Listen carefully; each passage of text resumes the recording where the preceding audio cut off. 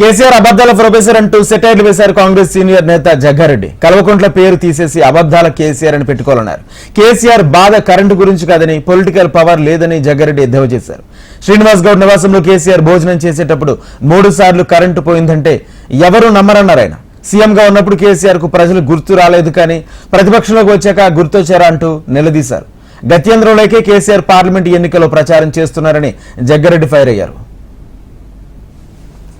అధికారులతో మాట్లాడి, ప్రజలతో మాట్లాడి కరెంటు పోతుందా ఉంటుందా అని అడిగిన సందర్భం ఎప్పుడైనా ఉందా? కేసీఆర్ గారు వాళ్ళ మాజీ మినిస్టర్ శ్రీనివాస్ గౌడ్ ఇంట్లో బస చేసినప్పుడు ఆయన తినేటప్పుడు 3 సార్లు కరెంటు పోయిందని ఆయన ప్రెస్ మీట్ పెట్టిండు. ప్రెస్లో చెప్పిండు. అసలు రైతుల కష్టాలు ఎట్లున్నాయో ఆయన ముఖ్యమంత్రిగా, ఎప్పుడైనా ముఖ్యమంత్రిగా కరెంటు కరెక్ట్గా అందుతుందా లేదా అని రివ్యూ చేసిన సందర్భం ఎప్పుడైనా ఉందా? అబద్ధాలు ఎట్లా మాట్లాడాలి, అబద్ధాలను నిజాన్ని అబద్ధంగా ఎట్లా చేయాలి, ఒక నిజాన్ని అబద్ధంగా మలిచి ఎట్లా ప్రజలను నమ్మించాలి,